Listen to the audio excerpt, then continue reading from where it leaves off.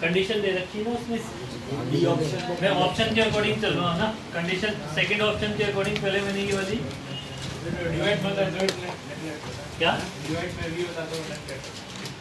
नहीं, उन्होंने second option में दे रखा v is greater greater 5/e दे रखा है, ठीक है।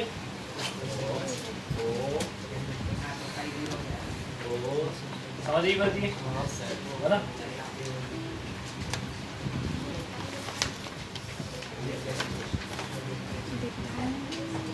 ये एक एनर्जी मैंने गलत लिखी, इलेक्ट्रॉन वाली, ये तो सही है।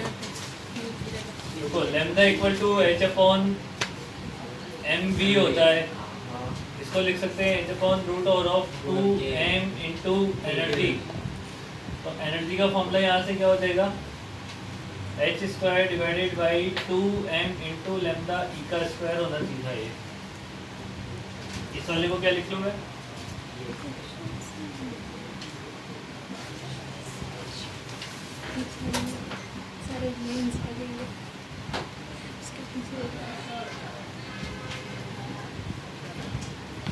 अच्छा देखो फर्स्ट ऑप्शन में क्या दे रखा है, फर्स्ट ऑप्शन में दे रखा है lambda pH is less than hc by pi के केस में। तो पाई को इधर लेके आ जाओ और पाई को e इंटू वी लिख लो, और v is less than hc by कितना हो गया ये,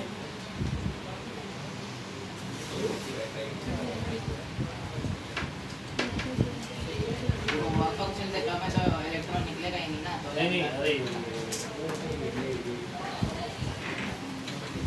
इससे नहीं,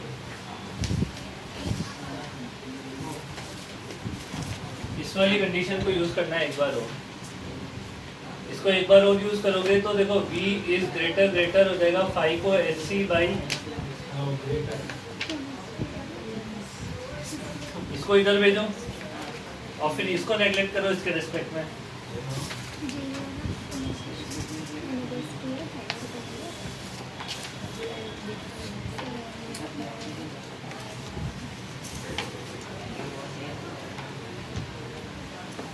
और देखो second option for the larger potential difference lambda is the approximately half if v is met the 4 times.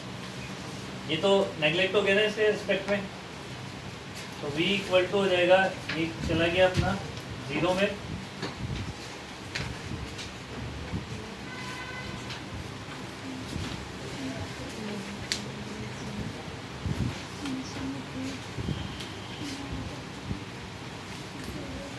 सही है। इसको अगर 4 टाइम्स करोगे तो 4 इसका आगे आ जाएगा तो हाफ हो जाएगा, ये सही है सेकंड वाला। अच्छा फर्स्ट वाले में देखो लैम्डा ई, सॉरी फर्स्ट वाले से पहले लैम्डा सी वाला देखो, lambda is the approximately half if the D is double. अब लैम्डा ई का डी से कोई रिलेशन नहीं है, ठीक है, डी से कोई रिलेशन नहीं है यहाँ पे, तो ये तो कोई मैच नहीं होगा। डी वाला lambda E decreases with increase in phi and the lambda PH. इस वाली इक्वेशन पे देख लो, आगे इस वाली से देख लो, इसमें इसको उस साइड लेके आ जाओ, और इन्होंने बोला है कि लैम्डा ई डिक्रीजेस, 5 इसमें 5 था, इस वाले से देखना होगा ना, lambda is decreases with increase in phi and the lambda PH. नहीं ये इंक्रीज करेगा और ये इंक्रीज करेगा तो 5 डिक्रीज होना चाहिए। डी सी और डी दोनों गलत है। अब ए वाला देख लो, lambda E increases at the same rate as the lambda PH. Lambda E और लैम्डा पीएच जो है वो सेम रेट से इंक्रीज हो रहा है फॉर, ये वाली कंडीशन तो सेटिस्फाइड नहीं हुई। देखो इसको अगर इधर लेके आओगे ना तो वो ग्रेटर ग्रेटर हो जाएगा, H C by E into V को 5 लिख दो, कंडीशन उल्टी दे रखी है इसमें, इसलिए ये कंडीशन के अकॉर्डिंग ये वाला भी मैच नहीं होगा, बी ऑप्शन सही है बस, ठीक है। अब है ये बेवकूफ़ बड़ा क्वेश्चन, क्योंकि 2 बार चीज़ें नेगलेक्ट कर रहे हैं, तो ये देने के मतलब भी नहीं से है ना, 2 बार चीज़ें नेगलेक्ट करिए बंद है। अच्छा क्वेश्चन नहीं है। मेरे को भी लगा नहीं सेंस इस क्वेश्चन में, पर ये जैसे 2 नंबर पेपर 2 में आया हुआ है, 3 नंबर का क्वेश्चन है। ठीक है, आउट ऑफ 62 मतलब हाँ 62 मार्क्स का होता है 62 मार्क्स का होगा फिजिक्स का पेपर। 62 में से 3 नंबर का क्वेश्चन है, -1 नेगेटिव मार्क्स। फिजिक्स का आज तो 3 सब्जेक्ट के कितने हो गए? पेपर 2 पेपर 1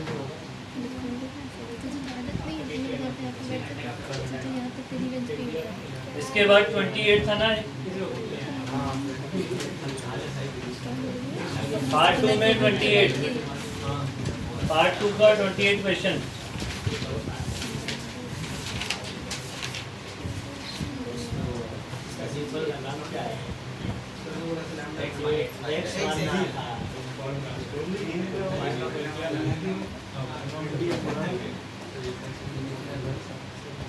देखो इसमें ऐसा लिख सकते हैं कि 2 pi r equal to n into lambda n। ये तो वैलिड है ना, 2 पाई r, ये कंजर्वेशन ऑफ एंगुलर मोमेंटम ही है। अब यहाँ से अपन लेमदा n इक्वल टू हो जाएगा n divided by 2 pi r naught into n square by z। हाँ लेमदा कहाँ से आया? वो सेकंड पोस्टुलेट होता है ना ये। वो स्टैंडिंग वाला है ना। ठीक है बोर्ड में कराया था, बोर्ड में नहीं एडवांस में भी करवाया, ये उल्टा लिख दिया।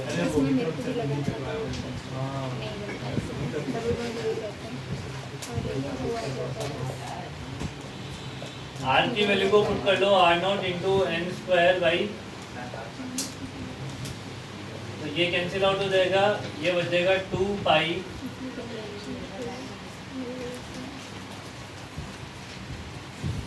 Are naught into N divided by Z. ठीक है, समझ आ गई बात है? अच्छा, इस वाली वेवलेंथ को क्या लिखेंगे? 1 अपॉन ये इस टाइप की वेवलेंथ को लिखेंगे r इंटू 1 अपॉन ट्रांजिशन जो है वो n तक दिया उसने ट्रांजिशन। ठीक है, इसको कर लो रेसिप्रोकल।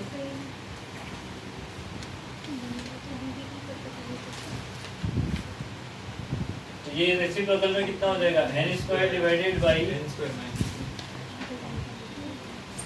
अब n की वैल्यू काफी बड़ी है, n की वैल्यू काफी बड़ी होगी किसके रेस्पेक्ट में? 1 के रेस्पेक्ट में। तो इसको हम ऐसा लिख लेंगे 1 अपॉन, पहले तो 1 minus 1 by N square,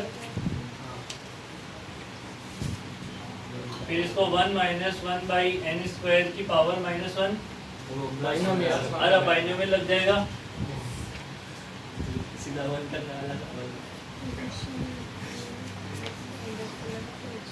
n की वैल्यू यहाँ से पुट करो, देखो n की वैल्यू लेमदा n के टर्म्स में कितना हो जाएगा? ये अलग चीज है, ये अलग चीज है ना।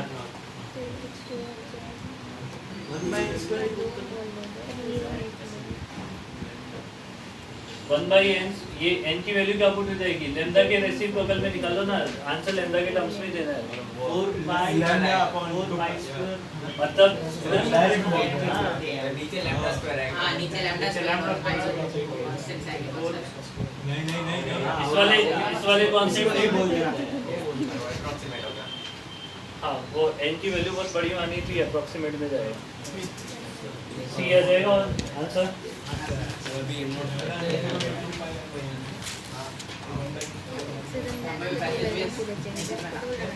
हाँ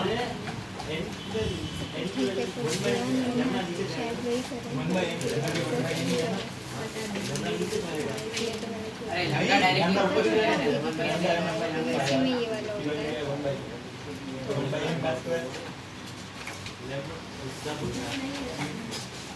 जैसे ही है, देख रहे हैं n की वैल्यू 1 बाई n की वैल्यू लेमडा नीचे जाएगा, तो लेमडा और n दोनों न्यूमरेटर में है, एक नीचे का दूसरा भी नीचे जाएगा।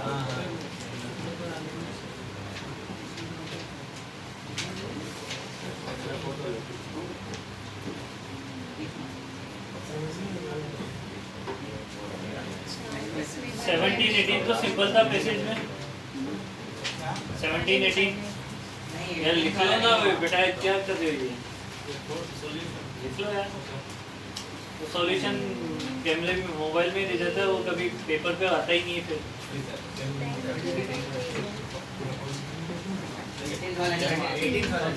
18th वाला नहीं हुआ 17 वाला डायमेंशनल एनालिसिस से करना है 18 वाले में वही वाला फॉर्मूला यूज करना है ना ऊपर वाला यूज करना है और everything आ रहा है। नहीं होगा मेरा नहीं आ रहा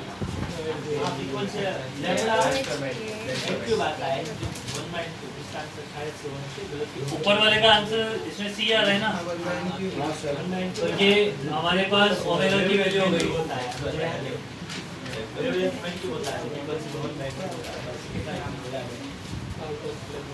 यहाँ से पहले इसकी वैल्यू निकालनी पड़ेगी ये डेटा दे रखे सेकंड वाले में डेटा सेकंड वाले में दे रखे हैं इसकी वैल्यू पुट करके ओमेगा की वैल्यू निकालो कितना आ रहा है 4 into 10 raised to power 27 into 1.6 into 10 raised to power minus 19 का whole square divided by mass of electron 9.1 into 10 raised to power minus 31 into 8.85 नहीं एप्सिलॉन नोट इन्होंने कितना दिया हुआ है 10 की पावर माइनस 11 अच्छा मास भी इन्होंने सिर्फ ये लेने को बोला है 10 की पावर माइनस 13 चलो ये वैल्यू निकालो कितनी है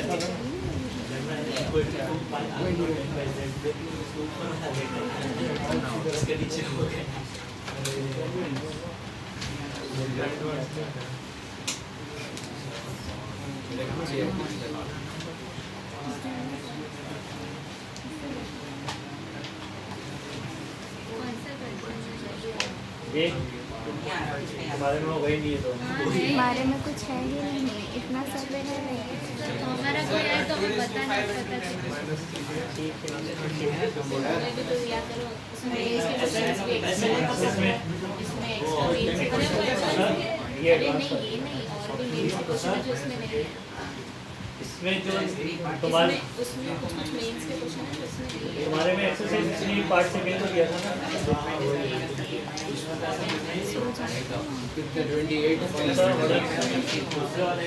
वो न्यूक्लियर फिजिक्स थी वो दूसरी असाइनमेंट थी न्यूक्लियर फिजिक्स हाँ 3.2 into 10 raised to 15 कितना 2 पॉइंट 3.2 into 10 raised to 15 ये ओमेगा है आप ये 3.2 into 10 raised to power 15 15 ना तो ओमेगा को लिख लो 2 पाई है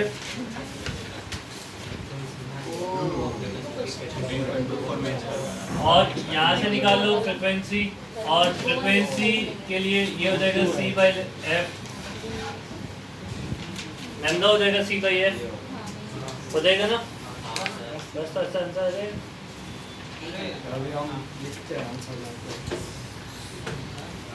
बाकी ये पैराग्राफ अभी मेरा भी रह गया है ये वाला तो 2 वाले तो क्वेश्चन नंबर 11 बता देते हैं 11 सिंपल है 11 हो गया हो गया अभी पहले नहीं हुआ था ना वो मैंने इंटेंसिटी सर पहले आप बताने वाले थे कैसे करना क्या अब नहीं बताने वाला अब नहीं बताने वाला ना अरे इससे हो गया पहले बताने वाला था अब नहीं बताने करके वाला आगे पीछे देखा तो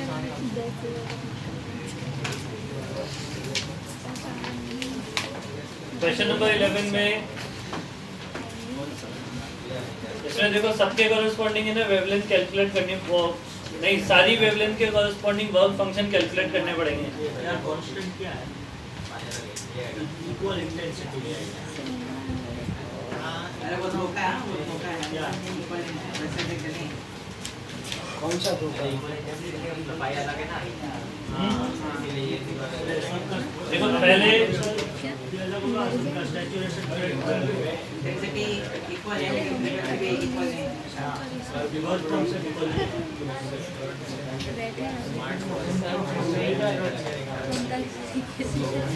इससे आप एनर्जी की वैल्यू फाइंड आउट करो एनर्जी कितना आ रहा है ये 1240 डिवाइडेड बाई 550। लैम्डा 2 कितना है हमारे पास?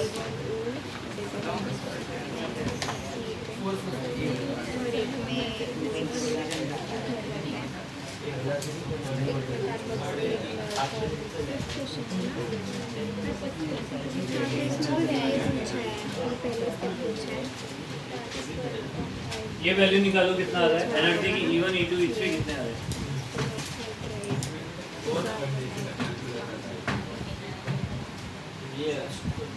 E3 41.3 41.3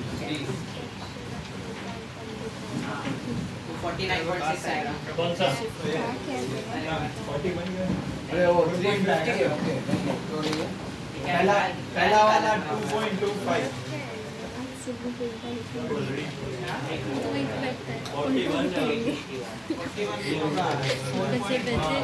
फिर ये दूसरा वाला 2.8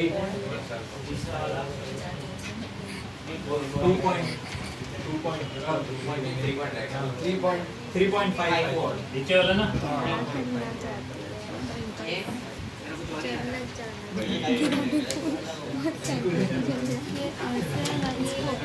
आप मेरी बात सुनो। लैम्डा 1 जो है वो मैक्सिमम एनर्जी 2.25 दे सकता है। मतलब लैम्डा 1 जो वेवलेंथ है वो सिर्फ आपको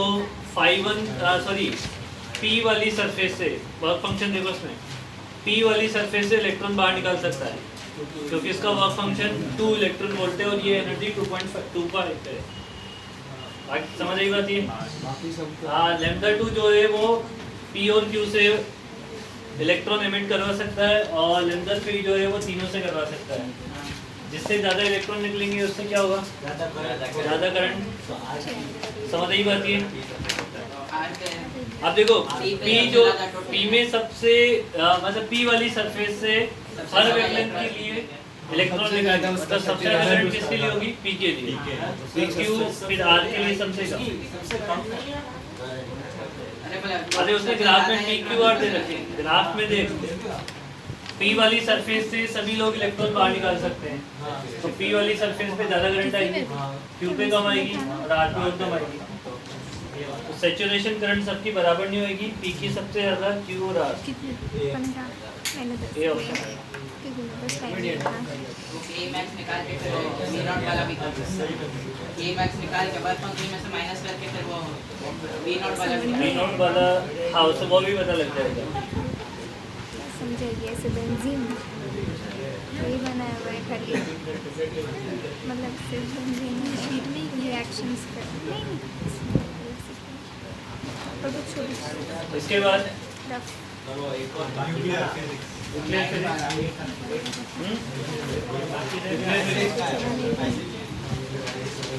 एक तो ये लेनी है यार इसके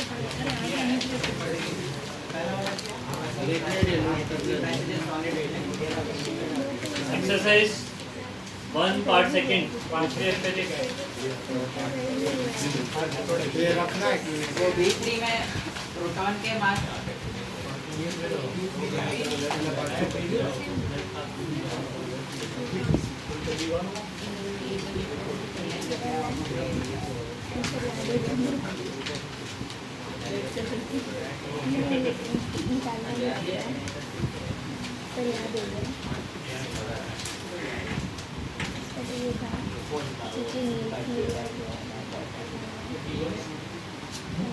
part second.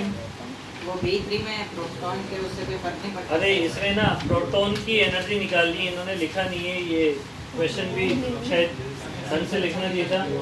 The energy of the reaction नहीं, द एनर्जी ऑफ प्रोटॉन निकालनी है इसमें। द एनर्जी ऑफ प्रोटॉन निकालनी है इसमें। हाँ, एनर्जी ऑफ प्रोटॉन कैलकुलेट करना है इसमें। B1 में is the mass number A increases the binding energy per degree on शून्य।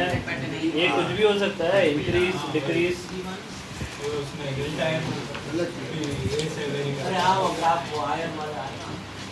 डेल्टा M की वैल्यू पे भी डिपेंड करेगा ना, और वो A पे डिपेंड करेगा। C2 B4 इसके बाद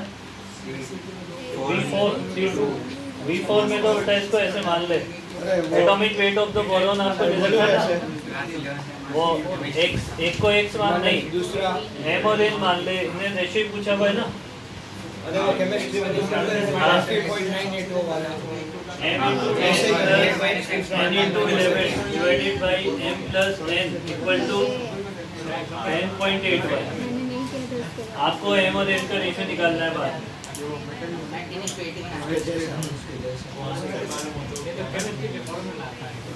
हाँ ये केमिस्ट्री अपने उसमें भी ये न्यूक्लियस वाले में वो क्या कहते हैं आइसोटोप दे रखे हैं x% वाले भी जैसे करके, वो m plus n तो वन ही होगा ना। हाँ 100 है, m plus n की वैल्यू 100 1 तो नहीं होगा तो 100। हाँ नहीं 1 होगा इसमें।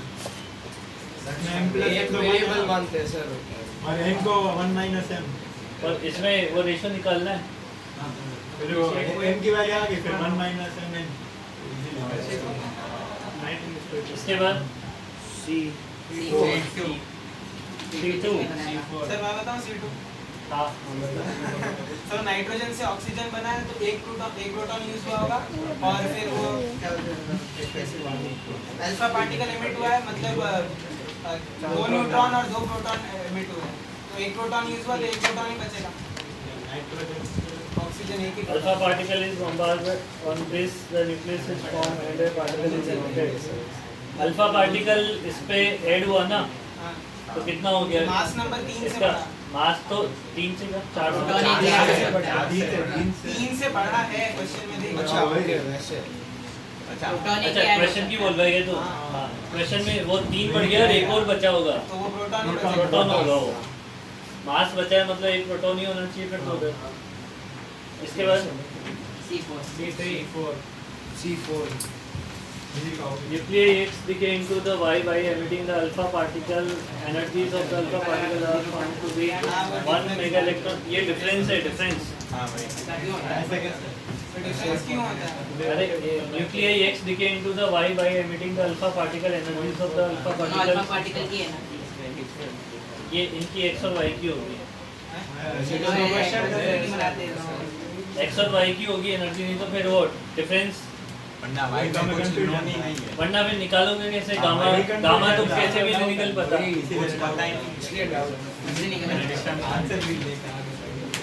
इसके बाद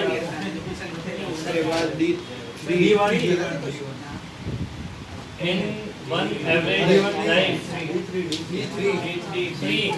D3 हो गया। D3 हो गया, वो सेम ही हो रहा है, उसका कुछ चेंज ही नहीं हो रहा।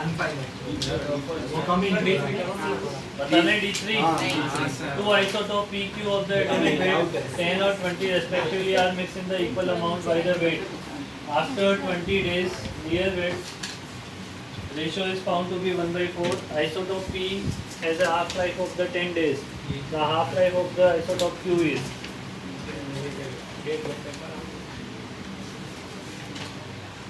ये amount by weight by after नहीं इक्वल अमाउंट में इनको मिक्स किया गया। मतलब T के 2 मोल होंगे, Q के 1। मोल मोल ऐसा ही क्या ऐसा लेट मान सकते हैं ना, इक्वल वेट Equal है ना। मास Q का डबल है हाँ हाँ तो T के इसका मास कम होगा, 2 उसका मोल बहुत ज़्यादा होगा। T का अमाउंट डबल होगा क्योंकि हाँ मोल ठीक का अमाउंट क्या होगा डबल। दोबारा बताना तो समझ नहीं है ये बात क्या। जितना क्यू डालेंगे ना उसका डबल पी डालना पड़ेगा तभी। अरे ऐसा लेट कर लो, 20 ग्राम लिया है दोनों का स्टार्टिंग में, हाँ तो P के 2 मोल और Q का 1 मोल।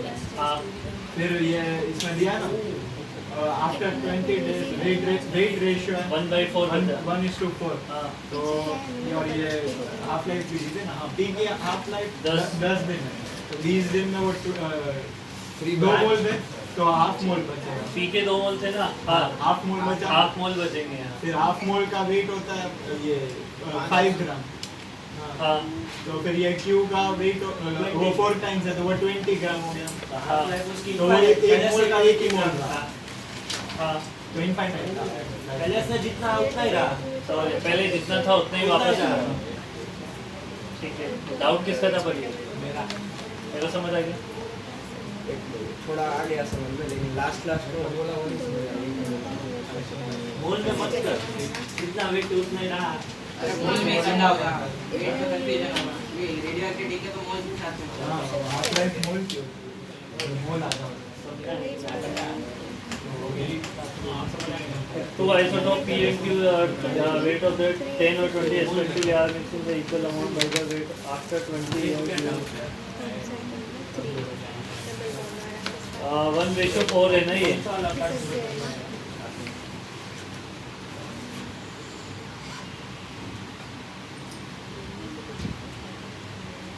इक्वल अमाउंट में मान लो x अमाउंट लिया अपन ने, तो मोल कितने हो जाएंगे x/10 और x/20 ऐसे ही हो जाएगा ना।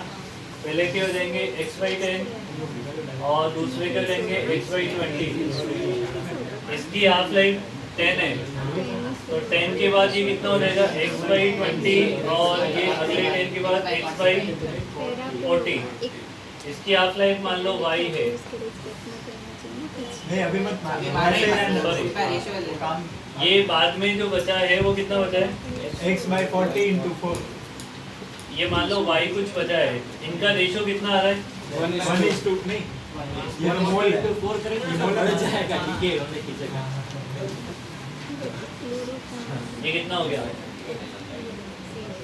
x/10 y नीचे। हाँ, तो x/y कौन से डाले तो y की वैल्यू x/10 आ गई ना। तो ये जितना पर ये हो कैसे सकता है? अरे अरे बोल रहा हो तो ये तो हो सकता है ना, ये इसको ऐसा नहीं है। डबल हो गया ये डबल हो गया। सर वही तो है। अरे सर ये 1:4 मोल्स का रेशियो नहीं है, मास का रेशियो डिवाइड बाय 10 और हाँ, डिवाइड मास का हाँ, तो रेशियो इनटू दोनों के मोल्स का रेशियो भी करते और वो जो x/40 है वो मास नहीं, वो मोल है। वो मोल से ना, अब इतने मोल्स मिले, इससे वापस मास पे कैसे जाएंगे, मास का वापस मास से मास से मल्टीप्लाई कर दो। हाँ, मतलब हाफ से डिवाइड तो आ गया। इसको किससे डिवाइड करो, इसको नहीं जाता, पहले लिखा था। उसको 10 से मल्टीप्लाई कर दो तो मास आता है। अच्छा वो x/4 फिर y को 20 से 20 अभी इन दोनों का रेशियो अब आ जाएगा। हो जाएगा ये x/20 आएगा। y x/20 आ ये गया। y इक्वल टू x/20 आएगा, यानी कुछ लिखे नहीं हुआ, कुछ ऐसा, तो इनफाइनाइट। इनफाइनाइट है इसकी। ये D4 में मतलब D4 में मास सेम इसलिए रह रहा है क्योंकि कम नंबर ऑफ पार्टिकल्स हैं कि इसलिए नहीं हो रहा है। बीटा डीके इसलिए उसके बाद अरे ये देख Captain open container beta decays with a half the weight of the material. Beta decay में मास कम होगा, सिर्फ एटॉमिक नंबर सिर्फ एटॉमिक नंबर कम होएगा। मैंने ऐसा सोचा वो वेट ऑफ मटेरियल है तो जो लिखा होगा वो उसी में रह जाएगा। D5 अच्छा क्वेश्चन है इसमें। डाउट है ऐसे वो दोनों साथ में चल रहा है ना देखो N2 के बनने की जो रेट है, मतलब B के बनने की जो रेट होगी वो क्या होगी, A के बनने की रेट नहीं, B के बनने की रेट माइनस B के डिके होने की रेट। फॉर्मेशन रेट क्या होगी B की, अरे इधर इधर वही तो।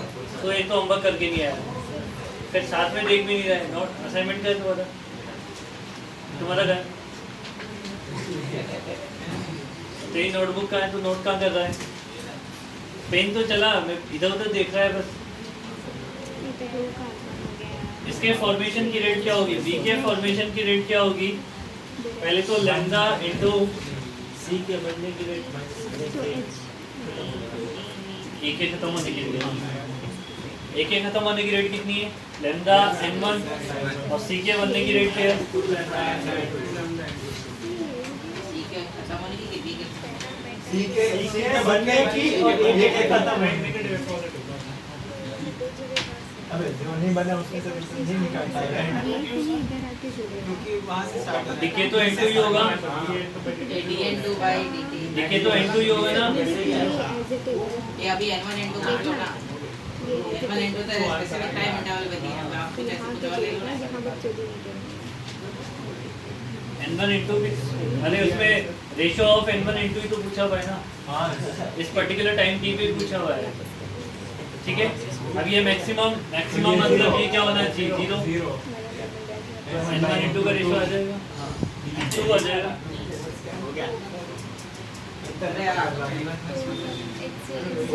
ये है तुम्हारे में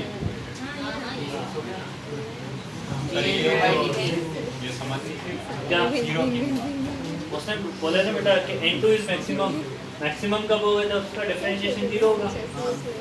टाइम वेरिएबल है ना यहाँ पे, तो t के रेस्पेक्ट में डिफरेंशिएट करके ये जो फंक्शन होगा n2 का वो टाइम के फॉर्म में होगा। कोई भी फंक्शन जैसे y is a function of x, उसका मैक्सिमा निकालने के लिए dy by dx, ऐसे n is the function of time t, उसका मैक्सिमा निकालने के लिए dn2 by dt।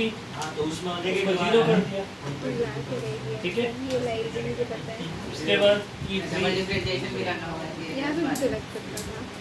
डिफरेंशिएशन में तो -2 लैम्डा बचेगा। E3 में दिया हुआ है इन्हें uranium reactor whose thermal power is the 100 megawatt is the average number of the neutrons liberated in each nuclear splitting is the 2.5, each splitting is assumed to release the energy of the 200 mega electron volt। ये पता है वहाँ पे मैंने बताया था ये 2.5 होता है और 200 mega electron volt energy release करता है average. The number of the neutrons generated per unit time is, neutrons generated per unit time आपसे पूछा हुआ है 100 मेगावाट डिवाइड बाय E, तो एवरेज देखो total power divided by 200 mega electron है ना, वो पावर टोटल पावर कितनी दे रखी है अपने को?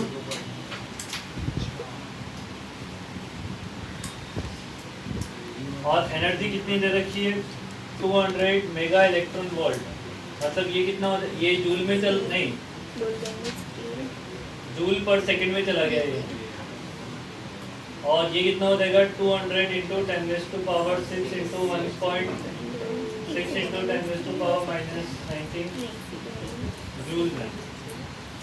अब इसमें इसका डिवाइड कर दें अपन, तो आपको नंबर ऑफ न्यूट्रॉन पर सेकंड पता लग जाएंगे।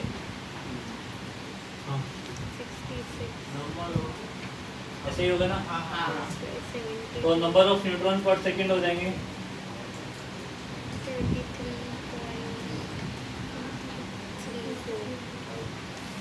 तो नंबर ऑफ ये जो आएगा उसको फिर 2.5 से मल्टीप्लाई करना होगा। हाँ, ये कितना हो गया हमारे पास?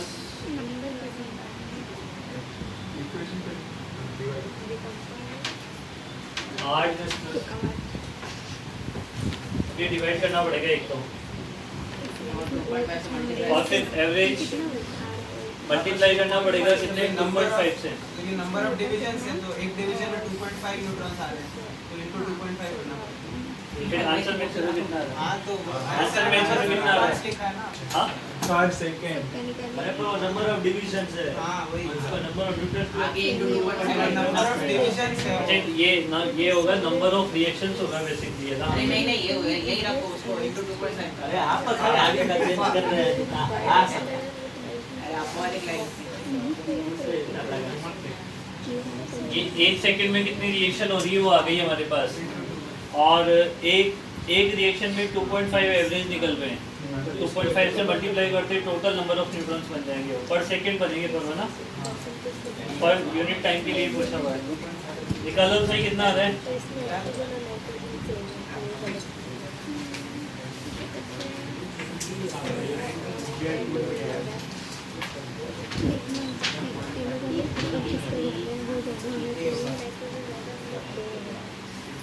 D 125 में 69 इंटू 10⁻²।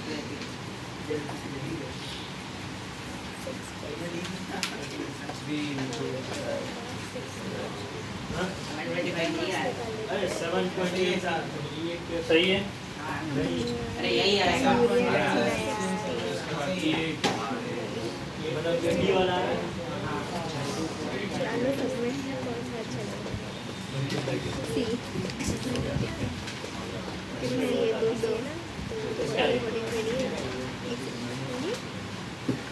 थियरी में सभी यहाँ पे +5 +32 +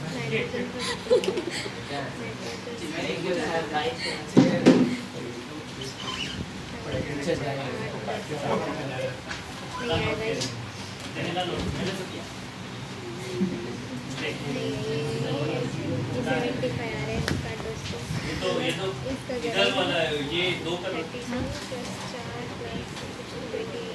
क्या हो गया तो देखो तो कैसे कर रहा है देखो कैसे कर रहा है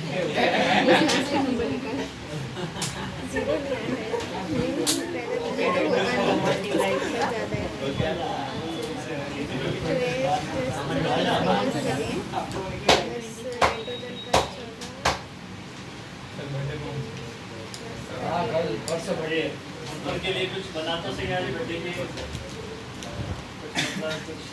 एक सेंटेंस में उसकी तारीफ तो कर ढंग से 2 शब्द उसके लिए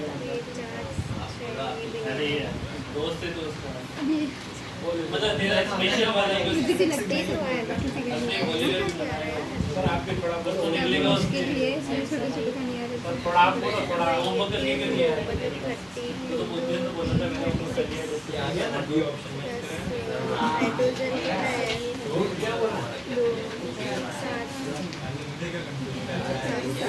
एक ऑक्सीजन का ये तो 62 पर सेकंड का निकलता मालूम पड़ गया इसको नहीं मालूम अभी भी नहीं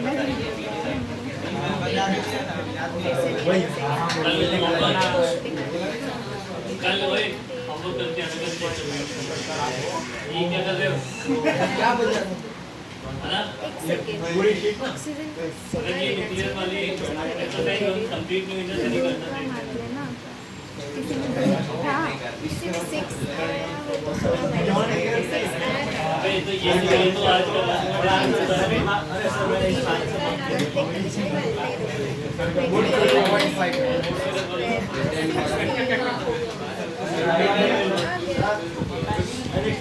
कब से लग रहा है इसके बाद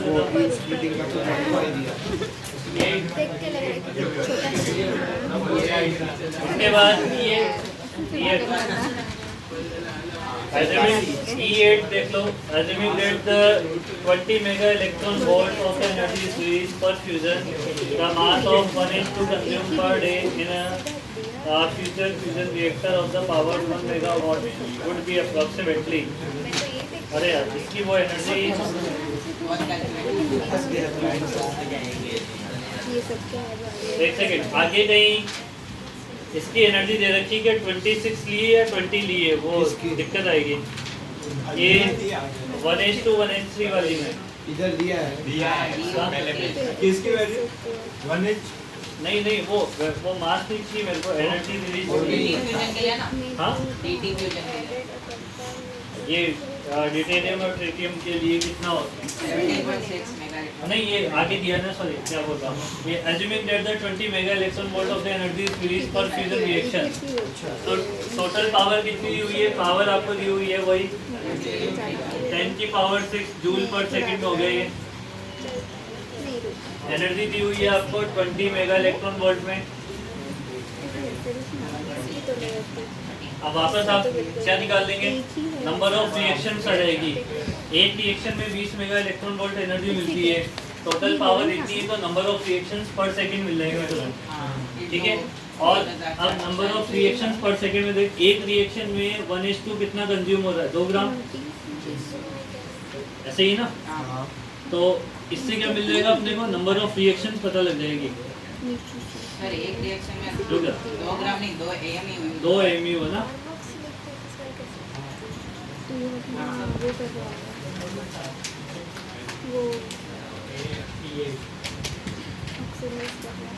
रुको इसका मेरे को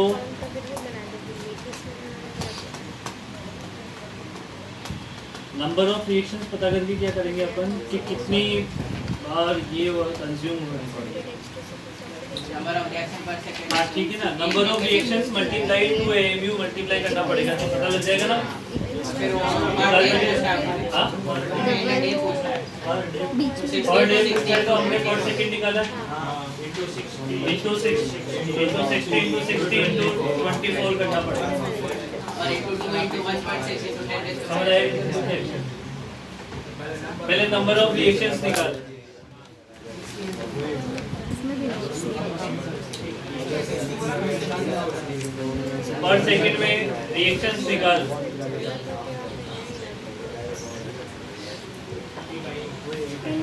ये पर सेकंड रिएक्शन है। अब एक रिएक्शन में एक एटम कंज्यूम होता है, मतलब 2 mu लग रहे हैं, तो टोटल मास कितना हो जाएगा? पर सेकंड मास हो जाएगा हमारे पास P/E इंटू 2, ये mu पर सेकंड में चला जाएगा और फिर नीचे 24 इंटू 3600 से डिवाइड कर देना, मतलब नीचे मल्टीप्लाई कर देना, सॉरी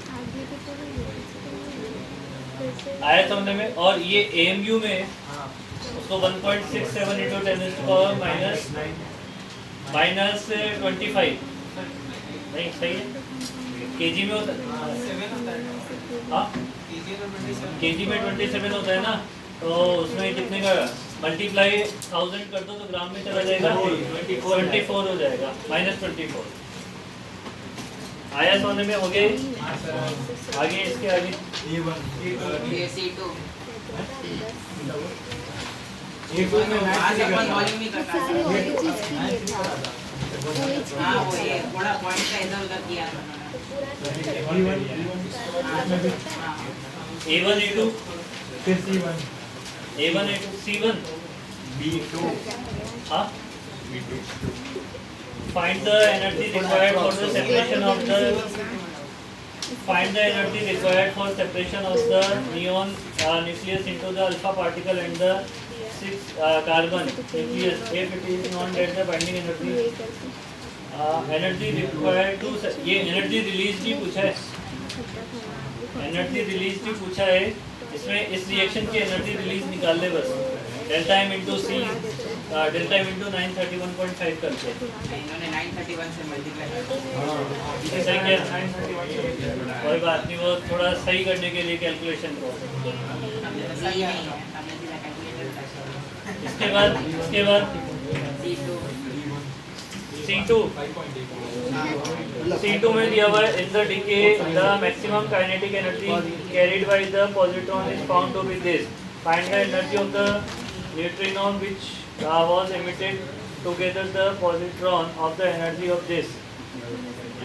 ये डिफरेंस, ये तो डिफरेंस है पहला, तो समझ आई बात? निकल को जो एनर्जी मिलेगी तो वो बहुत कम मिलेगी, उसको नेगलेक्ट कर देना, उसको नेगलेक्ट कर देना, उसको बहुत कम एनर्जी मिलती है। क्या करना फिर what is the momentum of the neutrino in the KG use the क्या है E equal to p square by 2c use कर लो। हां p स्क्वायर बाय 2 है, p स्क्वायर बाय 2 है। चेंज कर दिया उसी का बर्थडे है आज तो। और बच्चा प्रथम कुछ बोलेगा नहीं क्या आज? तो तू नेट गेट बनाया तो आज क्यों रहा था ये बता मेरे को।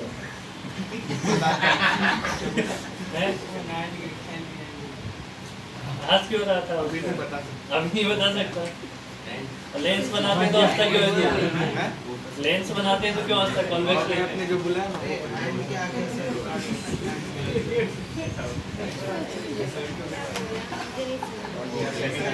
बोल रहा है क्या एग्जामिनर को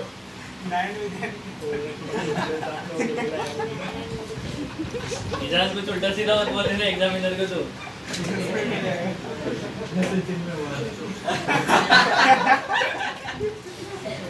इसके बाद बताओ। में एम नॉट का लेना होगा। क्या करता है ये? E3 वो आंसर देख के पता चल गया 1 ग्राम है, 1 ग्राम थोड़ी होता है। 1 ग्राम एटम में जितने होंगे ना E3 पूछ रहा है। E3 calculate the specific activity of the specific activity तो उनके वो एम नॉट का लेना अरे उनको 1 ग्राम में हाँ, वो आंसर में उन्होंने ऐसे 1 ग्राम ले लिया, 1 ग्राम एटम में जितने बराबर लेके किया होगा या नहीं, एक मास बराबर लेके किया क्या? 1 ग्राम एटम में जितने न्यूक्लियाई निकले थे ना उसको N0 लेना है। ऐसा आंसर अरे वो स्पेसिफिक बोला ना स्पेसिफिक बोला है, स्पेसिफिक है ना, मतलब R/R0 मतलब वो एक पूरा पूरे यूनिट क्लास का निकाला। हाँ हो गया 1 ग्राम लेके किया है। स्पेसिफिक मतलब B1 का B part, beta decay of the 3 neutron takes place, sir ये कोविलेंट एनर्जी तो भी खा energy liberated in the process. फ्यूज खाई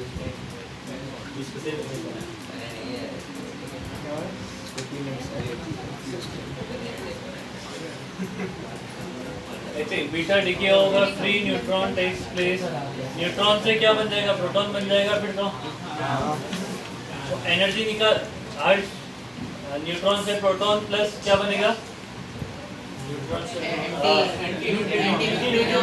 प्लस तो माइनस एंटी न्यूट्रिनो और इलेक्ट्रॉन निकलेगा, डेल्टा एम इंटू 931 करना पड़ेगा। वो एंटी न्यूट्रिनो को नहीं दिए थे ना इसमें।